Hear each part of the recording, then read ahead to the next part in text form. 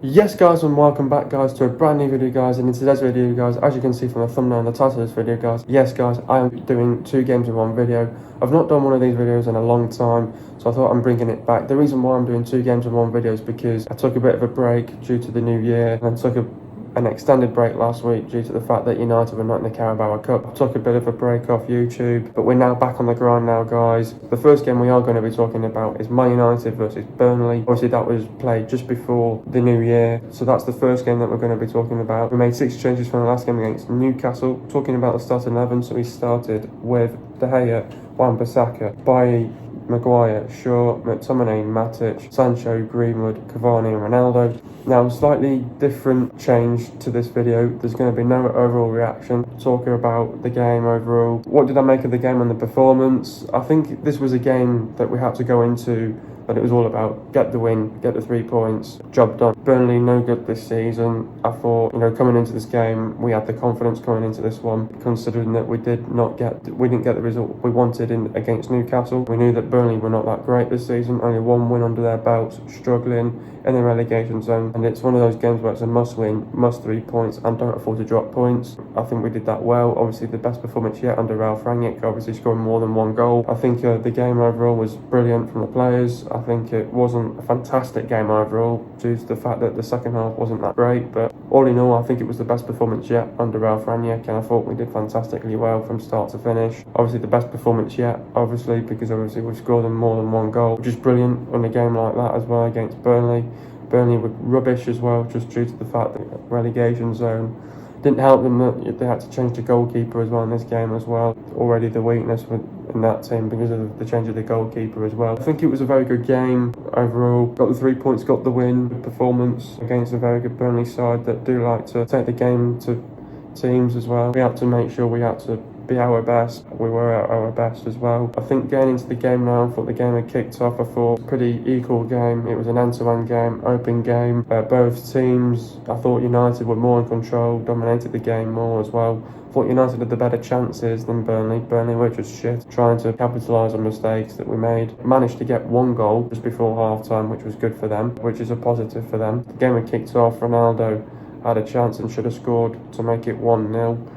It was an equal game, but then McTominay just broke the deadlock and got a fantastic goal. Brilliant. Set the game off, which was 1-0 to Man United. Just thought we were in much better control and dominated the game. We were just all around Burnley, on the front foot, aggressive, playing with energy, playing with intensity, playing with tempo in the game. We just kept mounting that pressure onto them, creating chances left, right and centre. Then Sancho scores to make it 2-0. We just kept mounting that pressure onto them. I think that's the best game I've seen Man United play in terms of showing that aggression onto Burnley as well, and we've not done that in a long time as well. And I thought every single time when we were out of possession we did really well on and off the ball as well, and the work rate was fantastic. And I think playing McTominay in more of a higher position, like in that Newcastle game, he was played more in a bit of a deeper role. When McTominay's in a deeper role, he doesn't get involved in the game, but when he plays more higher up the pitch in a box-to-box position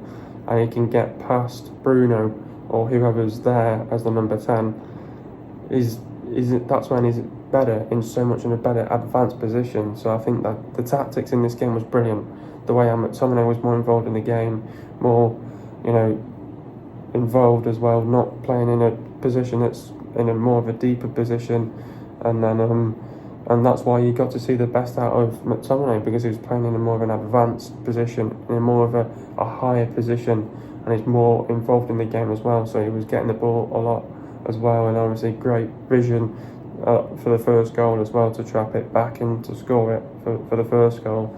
And that's why we were so much better, because McTominay is more in an advanced position. When he plays in that position, that's where you're going to get the best out of him as well. And I think then we knew that when we got the second goal, we were in cruise control of that game, and then it was all about how well we were going to, the decision making, the game management was going to be in this game. And then Ronaldo scores to make it 3-0. We were just dominating the game. I thought we defended really well, and then you're probably thinking, we're defending this game really well at one stage, and then stupid enough, I think it was a Bailly mistake, and then Maguire's not tight enough, and he knows that he's got to close down Lennon to stop him getting the shot off, and we conceded a stupid goal right at the end, just before half time. And then second half, I thought we'd come out. I thought we looked a bit better. I thought we looked a bit okay. I don't think we were at our best in the second half, but we did sort of drop off, and we've gone off the boil a bit, but we still had more possession than them. I think we still created the better chances. I think we should have really scored more goals to finish that. I think United were trying to find that fourth goal, to finish it off. It was a dull second half, but I think as long as we controlled the game, we dominated the game, we had more possession than them, which Ralf Rangnick wants, and I think Burnley were just shit and just generally couldn't get the ball off us. I think we won the midfield battle, which was brilliant. We just kept missing out in the midfield battle against Newcastle, and we were just all over the place against them. So, but the second half we dropped off the ball. The game had fizzled out, but I think at the end of the day, I think the players knew the game was won after we're having a 2-goal advantage as well. So it was a win, it was a job done, and we got the 3 points, a very good win for us under our belts.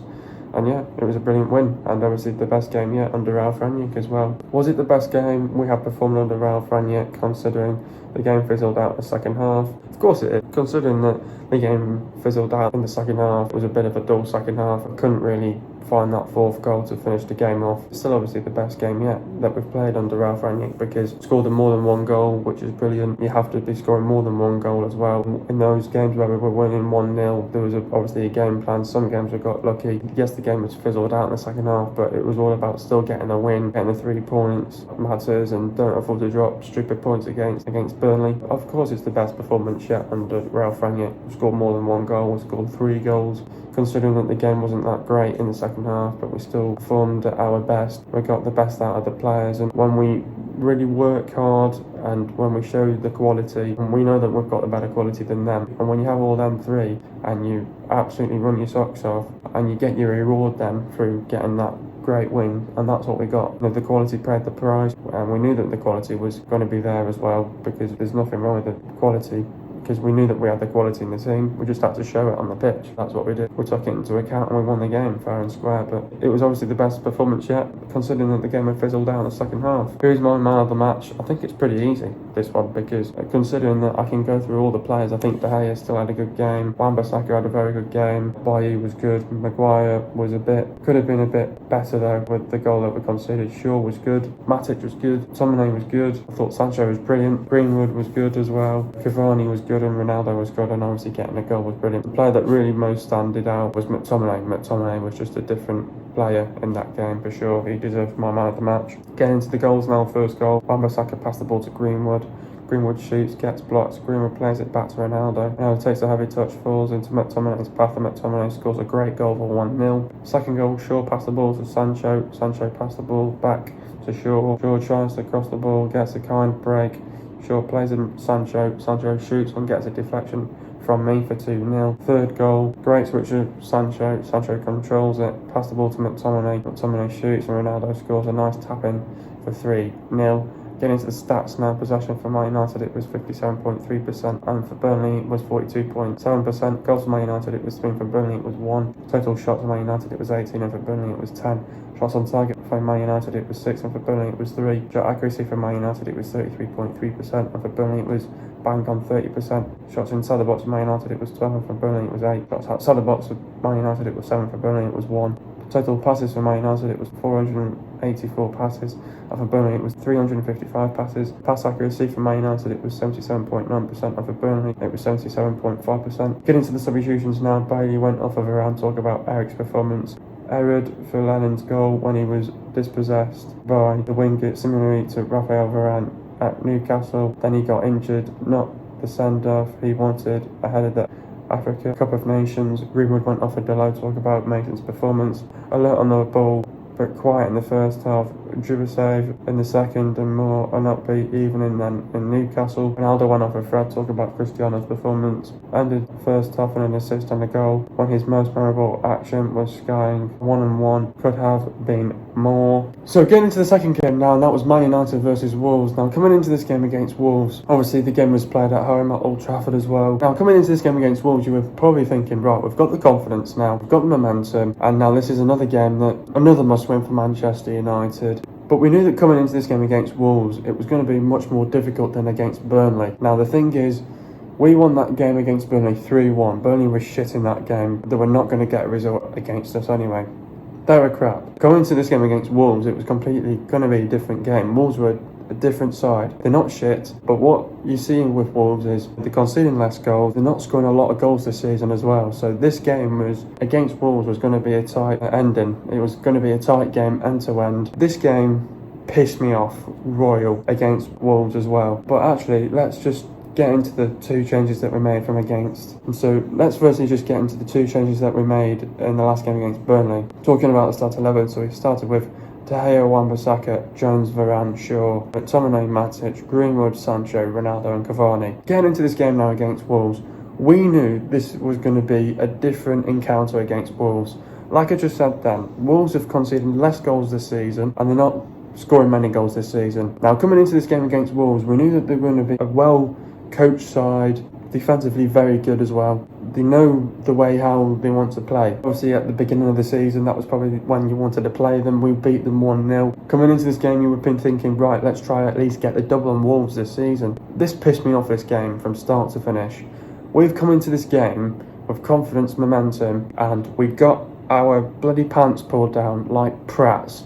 Because what we've done is we've thought, yeah, this is Wolves, we'll try and get away with this. We got away with it earlier on in the season when Ollie was manager. We won it 1-0. Going into this game, Wolves haven't won since 1980 at Old Trafford. They've got a poor record coming to Old Trafford as well. And it's shit, because the thing is, we put out a team out there, and he's gone with Matic and McTominay again in this game against Wolves. Wolves are a complete different side. The reason why McTominay had a great game against Burnley was because Burnley was shit. Coming into this game against Wolves, the complete different side. So what Ralf Rangnick should have done, he should have seen that Burnley was shit and he should have changed that midfield. That midfield was a joke against Wolves, by the way. We lost out in the midfield battle every single time. That midfield can't get hold of their midfield. It was a joke. It was a shambles. What a shower of shit it was against Wolves. It was absolute bollocks to watch. Against Wolves as well. Great side. No disrespect to them. Obviously, got the win. Fantastic. Brilliant. But I'm not going to big them up, because the thing is, we were dreadful against them in the game from start to finish. Nothing in the game whatsoever. Again, there's nothing in the midfield battle. We're losing out the midfield battle every single fucking time. We're all scratching our heads thinking, why is Donny van der Beek on the bench? Why is he not getting played? This guy, we bought him for 40 million and we're not playing him. And you're playing fucking Matic and fucking McTominay. And when you can't play one game, suspended, injured, it's Fred. Come on, Donny van der Beek's on the bench, scratching his head thinking, when the hell am I going to get game time? Donny van der Beek would have been the answer to that game. If you would have started him from the beginning, we wouldn't have lost that game from the start. We wouldn't have lost it. And it was bloody dreadful as well. We lost it out completely. I'm sorry to say this, and everyone's been having a go at Ralf Rangnick in this game. Get him out, he doesn't know what he's doing, he doesn't have a bloody clue what he's doing. I'm sorry, but Ralf Rangnick's been in the job for 4 weeks. He's only trained for like 2 weeks as well, because of the COVID as well situation that they had. It's not Ralph's fault, it's these players. You know, he's not going to come in and wave a magic wand and say Spelliarmus plays sexy football. That's not going to happen at the end of the day. It's not going to change overnight. These players are not working hard enough, and they're not taking on coaching instructions. Simple as. These players are simply not good enough, because we're coming into a game against Wolves, you're thinking we should be beating teams like Wolves. We shouldn't have no problem against Wolves. We've been really good against Wolves over the last couple of years, and now we're struggling against them in this game at Old Trafford, at home as well. It's bloody embarrassing, and these players are not good enough. And I'm getting it all as well, the tactics, the players don't know what they're doing. I'm sorry, but I picked up on a pass. Cavani passed the ball to Greenwood, and he didn't show the effort, and he didn't show that he was bothered to get to the ball. The passing was slow, sloppy, losing it in stupid areas, and The passing was dreadful. We couldn't string a fucking pass together. It's embarrassing. Games like this, it's embarrassing. You cannot do these silly passes. But getting into the game now, Wolves had a much better start than us. We were losing out in the midfield battle yet again in another game. We were giving possession away too easily.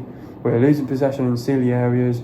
And we lacked something in the midfield. That midfield was a bloody joke in that first half. We needed like a Bruno Fernandes in that midfield or a Donny van der Beek to come in and actually do something in that midfield. But the second half, we were lucky that that game was at 0-0 as well, because you know what, first half, Wolves were all around us. They had 4 brilliant chances and De Gea made 4 great saves to keep us in the game. De Gea has been our star man this season, and people had a go at him last season for not being good enough. He has stepped up to the plate this season, and what it is what most of these players are thinking is, go on David, make some brilliant saves to keep us in the game, and Ronaldo, you step up and just get us a goal, and that'll settle it. But then in the second half, much better on the front foot. We were finding a bit of confidence. We were finding a bit of momentum on the front foot. We didn't create many chances in the game. We had better possession than them. Bruno then made an impact coming off the bench. Bruno misses a brilliant chance to take it 1-0 as well. That could have won the game as well. And also and then we obviously have a free kick, and maybe games like this would come into account of set pieces as well. Ronaldo scores a great free kick, but he was offside. But yet again, no creativity in the side. The decision making was a disgrace. The midfield was a bloody shambles. There was no desire to close down Moutinho as well. You're thinking from the defence, obviously some people would blame Phil Jones for the clearance, but it's not him. He's trying to clear the ball. At the end of the day, McTominay didn't close him down quick enough. And when you give players too much time and space on the ball, they'll just get the shot off. And when they get the shot off, they see that opportunity to score. And when they see that opportunity to score, it's a goal, you know, because you've got to close them down. You've got to get tighter onto them. And when you can't do that, it's a bloody goal. There was just no desire to close down Moutinho quicker. And then we deserve to lose. We deserve to lose from the get-go. I tell you what, that game has been coming. I'll tell you now, because we didn't perform at our best against Norwich. We didn't perform to our best against Newcastle, and we still got a draw. We performed really good against Burnley, but that game has been coming, because these were the set of the players that got Ollie sacked. And all this talk about Ralf Rangnick, get him out, doesn't have a clue what he's doing. I'm sorry, but this is a manager that's been in the job for 4 weeks, and he's not going to wave a magic wand and say, go on, play sexy football for me. No, because they're not going to do that, and he knows that a lot of work has got to be done with these set of players. These players got away with it under Ollie. These players thought it's a fucking great ride, but now they know they're not going to get that now under Ralf Rangnick. They've got to change these players. They've got to change. And obviously I said this as well, it's a new start, new beginnings in that, but I'm sorry, but they're doing the same ways. They got away with it under Ollie, but now they're not going to get away with it, because this is Ralf Rangnick. This is a different manager that wants different expectations with these set of players. He knows he's got some fantastic players. These players have got to work hard enough and to show it. Don't give me all that bollocks about they're not showing no effort and no ambition. I'm sorry, but these players are not working hard enough. I'm sorry, they are not working hard enough to be at this club. And if you don't want to work hard enough, get out of the football club. Simple as. And I'm not having this. It was a shower of shit. It was bollocks to watch. An absolute shambles as well. The players are not good enough, and the result has been coming for a very long time. Rangnick is not the problem here. It's those set of players that are putting him in a position where he could be under pressure, but at the end of the day, he won't be under pressure because he's the interim manager till the end of the season. These players have got to change. If they don't change, get out. Simple as. Who is to blame, the manager or the players? The players. The players are the ones that are not working hard enough. They're the ones that are not putting the effort in. They're the ones that are not showing any ambition to win the game. These are the players that got Ollie sacked. These are the players. And I'm sorry, but I'll have to pick it up on again. Cavani passes the ball to Greenwood. Doesn't show he wants to work hard enough. Doesn't seem bothered. Just seems so lazy. Players are lazy as well in this game as well. Players are lazy. Thought they were going to get away with it. Rely on moments. Rely on individual brilliance. Hope David keeps us in the game. And maybe Ronaldo or somebody else or Cavani will get us a goal and get us out of the mud. These players have got to work hard to earn it as well. Never mind about this bollocks. I'm sick and tired of this shit. Time and time again. They've got to change. Who is my man of the match? I struggle to find a man of the match in this game, to be honest. De Gea was fantastic, made some brilliant saves. Wan-Bissaka, dreadful. I think De Gea and Jones was the only ones that were brilliant in the game. Varane, I thought he had an okay game. Shaw was dreadful. I thought Matic and McTominay were dreadful. Sancho and Greenwood, they tried the best but nothing. Cavani just couldn't get into the game. Ronaldo couldn't get into the game either. I'm sorry, but I'm going to have to give this Phil Jones. The guy's been out for 2 years and he's had to wait for his moment. He got it, played fantastically well. Didn't put a foot wrong. Well done to Phil Jones. Going into the stats now, possession for Man United it was 51.3% and for Wolves it was 48.7%. Goals for Man United it was 0 and for Wolves it was 1. Total shots for Man United it was 9 and for Wolves it was 19. Shots on target for Man United it was 2 and for Wolves it was 6. Shot accuracy for Man United it was 22.2% and for Wolves it was 31.6%. Shots inside the box for Man United it was 4 and for Wolves it was 8. Shots outside the box for Man United it was 5 and for Wolves it was 11. Total passes for Man United it was 488 passes. And for Wolves it was 457 passes. Pass accuracy for Man United it was 80.1% and for Wolves it was 81.4%. Getting to the substitutions now, Greenwood went off for Fernandes. Talk about Mason's performance. United's brightest attacker, but saddled with too much responsibility in the front for a 20-year-old harshly hurt first. Again, Sancho went off for Rashford. Talk about James' performance, another ropey performance, and Sancho was regularly sluggish with and without the ball. Seems to have got slower and should have come off sooner. Wan-Bissaka went off for Elanga. Talk about Aaron's performance. A minor improvement in the first half and a couple of crosses just evaded. Cristiano Ronaldo got worse after the pause and no justification for starting him. How do we beat Aston Villa? Now obviously we've got Aston Villa in the next game, in the next upcoming fixture in the Premier League. Obviously now against Villa, this is not going to be an easy game against Villa. We know coming into this game against Villa it's not going to be easy one bit, because Villa, they got rid of Dean Smith and they've reacted and they got a new manager in Steven Gerrard. Steven Gerrard's come into the team, you know, he's done really well. He's had to see where the weaknesses were in the team and they've put those weaknesses now and they've cut out silly mistakes now, so they're not going to be that stupid team now anymore. I think Gerrard's coming with better ideas into the team. I think he's already made an impact since being a manager. He's only just been narrowly missing out in games as well. He only just lost to City 2-1, only just lost to Chelsea 3-1, only just lost to Liverpool 1-0. I think he'll do well as their manager now. An English manager, yet again. I think when one result goes badly for him, he will be put under pressure by the media. I think coming into this game against Aston Villa, it's not going to be an easy game. I think Villa have really improved. Change of managers now as well. You know, they've got a new manager bounce, we've got a new manager bounce, so it'll be interesting of how two teams react after this game, especially after the FA Cup as well. Gerrard's made an impact since being a manager. They've improved under Gerrard as well. Only just losing narrowly to Big Six teams as well. But they do like to cross the ball into the box. They play more aggressive and more expansive football. They feel more comfortable. They make an impact on the set pieces as well, and we've got to be aware of those set pieces. That's what won them a game as well against us.